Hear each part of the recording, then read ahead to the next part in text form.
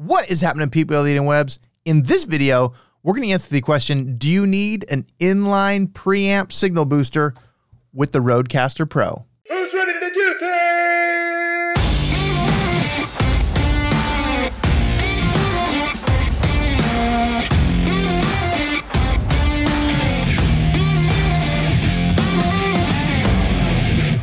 Welcome back to another video here on the Todd Frazier YouTube channel. I'm so glad you guys are here. And in this episode, we are talking about inline signal boosters because specifically with the RODEcaster PRO, there are so many things that you get.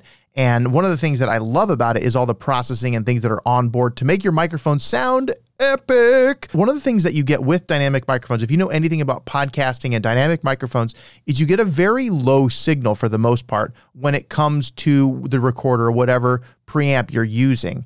And a lot of times people talk about with the Procaster and the SM7B that you need to add an inline preamp. An inline preamp just boosts the gain that is clean. So you don't get a lot of that background noise because like if you know the difference between dynamic and condenser is powered and actually picks up a lot more room noise, but it's a much cleaner sound a lot of times. But with a dynamic, you don't get the room noise, which is why I like them for podcasts because you can pretty much take them anywhere. But the thing that you get is there is what's called the noise floor, and I'm not a very technical audio person, but there's these things called inline preamps. So this is a Triton Audio fethead. There's also a cloudlifter by Cloud Microphones, and it does the same thing. What it does is it takes a phantom power, like it would be a condenser microphone, and then it boosts the gain for your dynamic microphones so that you get a louder, cleaner signal.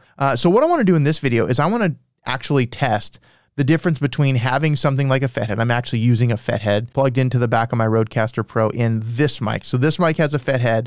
This mic does not. It's just direct into the RODEcaster.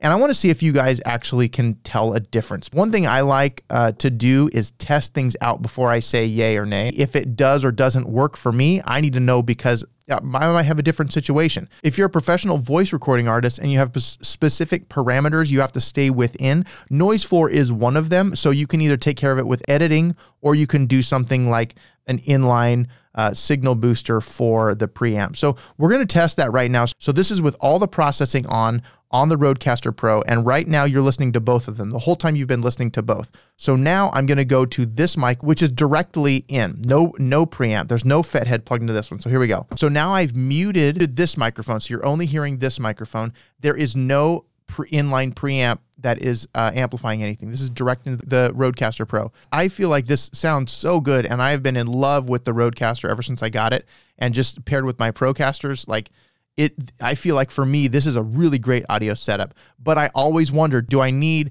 a cleaner signal boost to give a little more volume? Now they are both at the exact same, they're both at 9.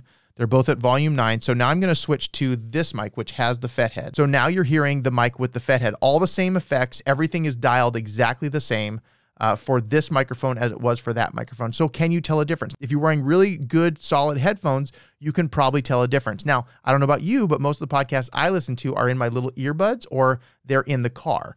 And I don't know if you would be able to tell a difference between this and that if it's in the car or if it's in little earbuds. So now I'm going to unmute this mic. So now we're hearing both. I'm just going to go back to this mic and I'm going to turn off all the processing. Okay, so right now, this is just the mic plugged in. There's no noise gate. There's no oral exciter. There's no big bottom. There's no effects on here at all. And there's no processing. This is just raw audio direct from the microphone into the RODEcaster PRO. And that's what this sounds like without a fethead.